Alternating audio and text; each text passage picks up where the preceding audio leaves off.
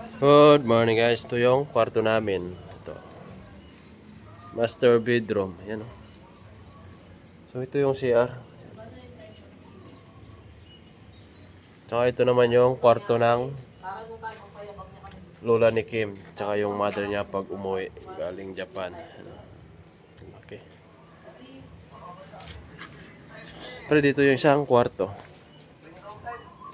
Kwarto ng kapatid ng asawa. Siyempre, Kai, ditok-ditok mo rin. Nung manikwa na kayo mga baldugan, no? Didinan nila. Ito yung lutuan namin. Yan. Oo, diyan wala tiyan. Kasing kaya. Sala. Pwede yung... Pwede ka Saka dito yung likod niya guys. Oh. Maluwag pa sa likod. So ito yung sala niya. Sala, hanggang dito na. Sila yun guys, at malapit ng bubungan no. Konti na lang, mabubungan na.